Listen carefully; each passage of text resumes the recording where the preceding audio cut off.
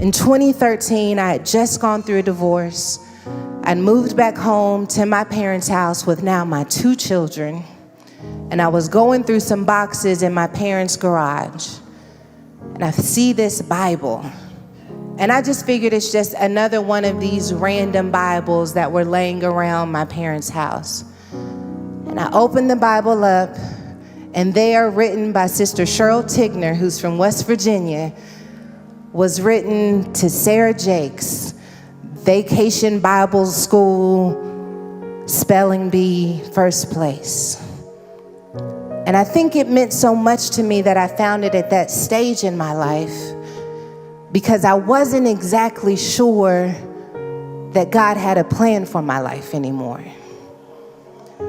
By this time when I found it, I was already breaking all the church rules. I was doing all of the things that they said you can't do and still experience the presence of God. I figured that I was just one of those ones who would be discarded. And right in this moment where it felt like I was at my breaking point, it's like this Bible, it's like goodness and mercy was following me all the days of my life. I wasn't even looking for this Bible. I wasn't sure God had anything to say to me, but this Bible that had survived move after move and the disconnect after the disconnect, this Bible was like, I'm still here, I'm still available, I'm still open, I'm still ready whenever you're ready. And let me tell you how good God is that he front loaded me with something before I knew that I would need it, so that when it came to the point where I actually needed it, that Bible was already there waiting for me. See, most of us are waiting for God to bring something to us, and God is mostly saying to us,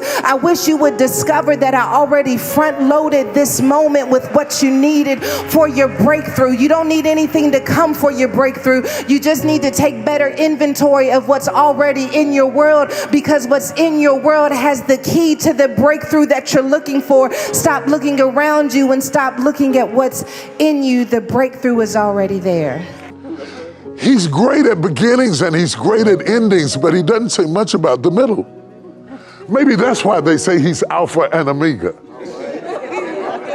The beginning and the end. The first and the last. Because God doesn't say much about the middle. And the middle is where the storm is. The middle is where the lightning flashes and the thunder rolls. And the middle is where the crushing is. And the middle is where the doubt is. And the middle is where you begin to wonder, carest thou not that we perish? The middle is where you wonder why God can be silent while you're in a storm. The middle, it's a crushing place. It is the place of uncertainty. It is the place of vulnerability. It is the place where you have to go to Jesus and you feel like you need to wake him up. It is in his sleep that we discover the power of presence. Not the power of rhetoric, not the power of solutions, the power of presence. How could Peter think that he was going to sink with the unsinkable presence of Jesus? Asleep in the bow of the ship. In order for the ship to go down, they'd have to drown Jesus. Who is the greatest human being I've met in my life? I think it's one particular guy.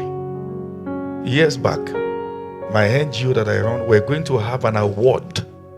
All right, we're going to have an award presentation for different other NGOs that were doing things similar to what we're doing. We invited them. There was this guy, I just invited the guy. I said, I've been seeing him on Facebook, and then we checked what they were doing, analyzed it, and then ran through the tables, saw that okay, they were qualified for the award, invited them to come for the meeting. When I met this guy face to face, I had to excuse myself before him to go and cry. There is something powerful about people who are not blinded by their own light.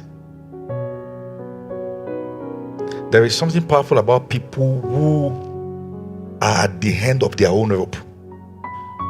Let me explain what I'm saying.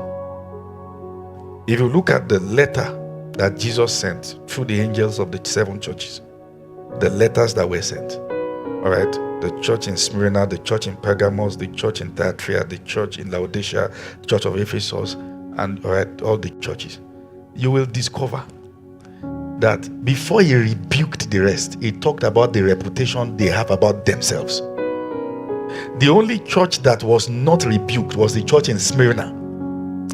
Give me that scripture, Revelation chapter number 2. Let's look at their orientation.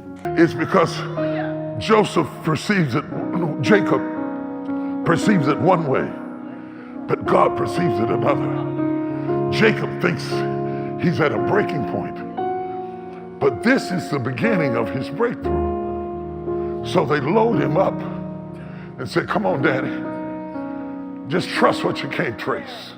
Believe what you can't see. Come on, Daddy. Get on in the cart by faith.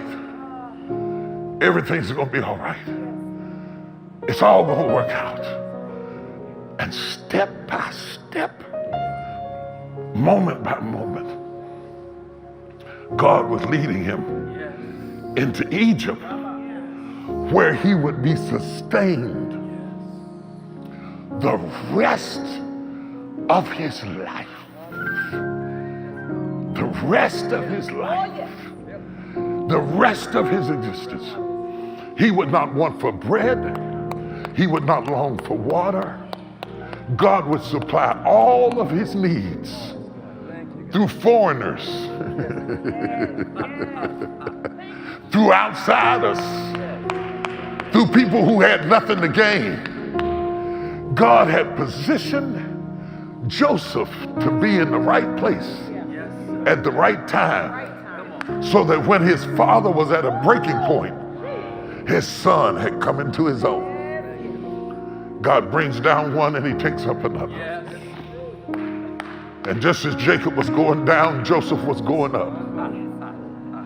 And he raised him up so that when the old man was down, he could say, come on to this house and eat bread the rest of your life.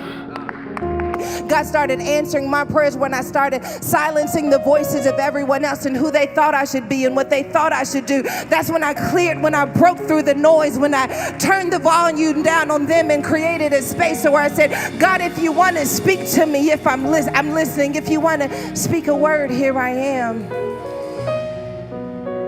You got to create space in your prayer life for God to talk back to you, where you can receive God's vision, God's wisdom, God's heart posture towards this situation.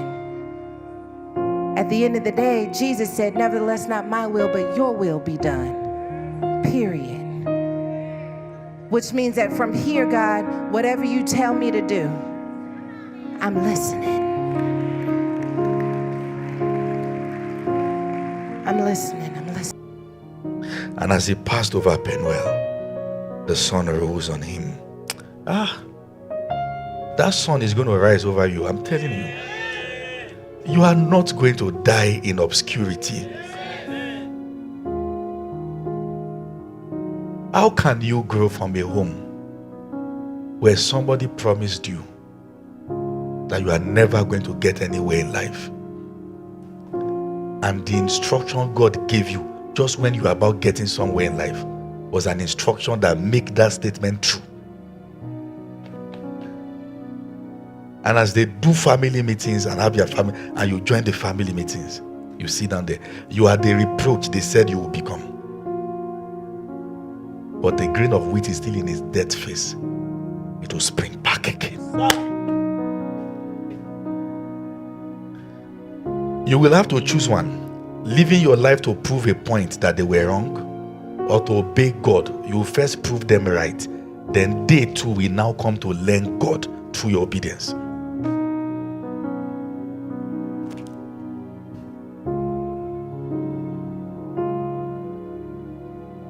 It is babyish to think when God gives you instruction, everything will look good at once. Some of you, God told you to come to Abuja. You don't know why, and he didn't say anything.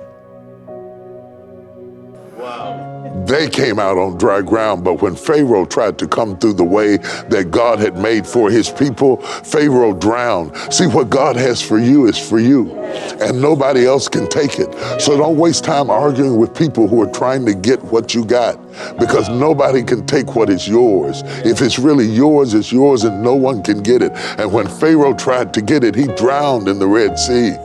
He drowned in the Red Sea, because God stopped the wind from blowing, and the waters collapsed and covered him up.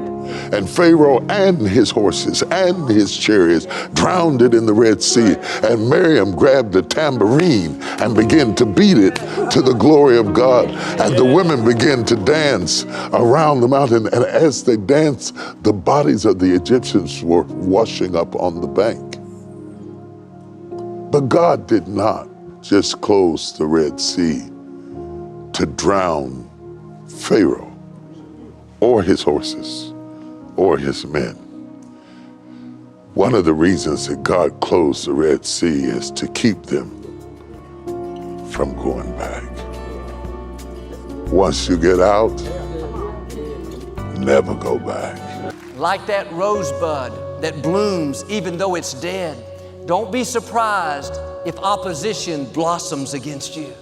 Adversity blooms. Giants try to stop you. It looks like they have the upper hand. No, stay in peace. Their source has been cut off. It is not permanent. It is just a matter of time before you see the hand of God. You think that your prayers must not have worked. No, the roots have been cut off. It may bloom, but it lost its source. What you're dealing with is only temporary.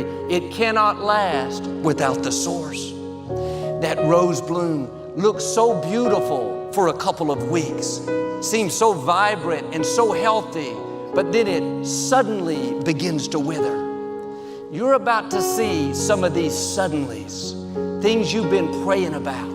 You believe that the source has been cut off, but it seems like it's still alive. No, get ready. That addiction is about to suddenly go. When are you going to say, don't worry, that project, I planned it for the end of the month. You have deleted God from the equation of the blessing. You have put your salary there. Do you understand what I'm saying? When are you going to do this? Say, month ending. They call you from home. Say, your younger starts, say, when are you going to do month ending? As if God doesn't exist until that money comes by month ending. It's a bone. It needs to break. All right. The bone that needs to break represents anything that is conveniently promising you a future that you don't need God for. Anything that seems to be presenting before you a future you don't need God for. It's a wrong thing.